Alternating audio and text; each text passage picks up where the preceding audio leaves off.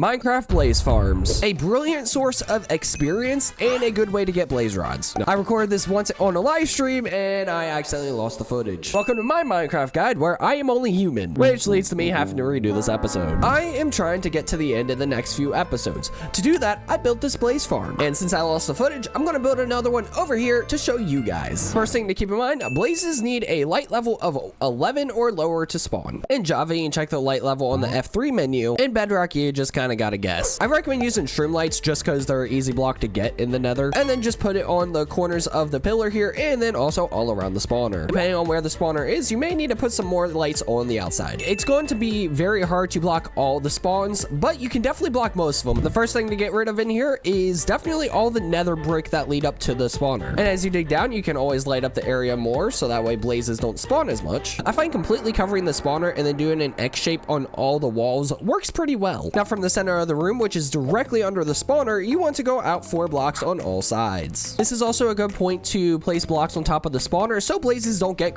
stuck on top of there. Also worth noting, the floor of the spawner should be level to the floor of the fortress so you can just walk straight in here. With that said, you want to go 4 or 5 blocks down in the center of the spawner, and from the outside, go ahead and build a staircase to match up with the center. And since the center block is where the blazes will go down, it's good to build a room down here that you can spend your time. If you want another design idea, I built this room here as well, and I built this above the place where the blazes spawn. For the collection system, of course, you need at least 1 chest, a large chest, or a barrel, and from that chest, have a hopper going into it, and then on all sides of the hopper, place more hoppers. On those hoppers, go ahead and place slabs, only because blazes can destroy carpet. And if you haven't already, go ahead and place blocks along the corners of the collection system. In between the blocks, do like a fence, a wall, a glass pane, something that's like a half block thing. The reason we do those blocks is so that way the blazes don't easily float back up the center, because they have a tendency to float. And if you have the 3 collection points with the panes, fence, or wall, they get stuck on the blocks above them, and it makes it so much easier to kill them. And with the slabs on top of the hoppers, the experience doesn't get caught. Along with that, you can fit more blazes in one spot because entity cramming doesn't work. And if you want to double check your stuff, for the room, it needs to be 9 by 9. As long as you have a 9 by 9 room, a place to collect the blazes, you're ready for the next step, which is to dig a walk path around the entire blaze farm, in which you can start destroying the lights that are here. You can either destroy the lights first and then place lava, or do the lava then the lights. It really doesn't matter.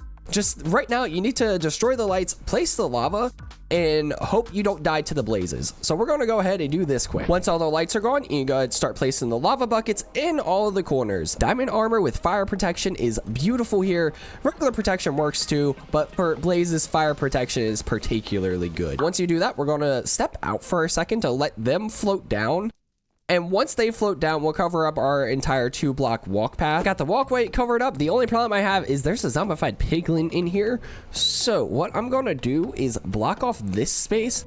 That way I can hit the piglin, and then if I need to, I can just run back in here before any more show up. And now you can start hitting the blazes that show up under here, and then once that float up, you just crouch down to hit. Then you can start collecting blaze rods that will be useful for crafting the Eyes of Ender after we do our Enderman farm next week. The other thing you can do is also make a glass window so you can look into the spawner. It's really cool just to make sure it's working. And one thing you can do once the blaze spawners are done is redesign the nether fortress hallway. For that design, I went out 1 on either side of the fortress path. All the way down the hallway, I went up 2 for the roof. I went 1 block down for the floor. I lined the sides of the floor with the smooth quartz slab. Then I used warped slabs for the center. Starting on the entrances, I went up 3 with the crimson stem. Along the quartz, I go out 6, go up 3 again. I then repeated the process on this side. As a placement block, I went ahead and put netherrack on top of the crimson stems. On all the sides of the netherrack, I go ahead and place upside down crimson stairs. Stairs also go on the sides of the crimson stems. And on top of the netherrack on these stairs, I placed another piece of netherrack, and then also on top of the stairs that are in the hallway. We now go ahead and line the top with the crimson stem. The polished blackstone stairs cover the exposed netherrack in the hallway, and for the rest of the roof, we do polished blackstone slabs. On both sides, behind the logs, you want to go back another block on the wall, and I'm leaving netherrack behind the stems because I'm covering them up with polished basalt. I realized I messed up the count. It's supposed to be 6 blocks from the stair, then I placed the next stair, the stem, the stair.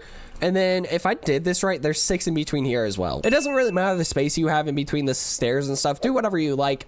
I just messed up my count. With the design fix, I go 2 blocks over from the polished basalt and I build up some more pillars. With the pillars built, I then take out the netherrack on the bottom and the top, including the ones above the basalt pillars in the middle. On top of those pillars, I go ahead and place a bucket of lava. Final part of the design is soul lanterns being placed in front of the basalt and also in the crimson stems in between these stairs. And now you have a better looking nether fortress. I just gotta upgrade my portal room now. On top of upgrading my portal room, I also need to finish these hallways. I will do that on a live stream at some point. Subscribe and hit the bell notification button to know when I live stream. I also upload shorts to announce it. With that said, I will see you guys in the next one. Have a nice day.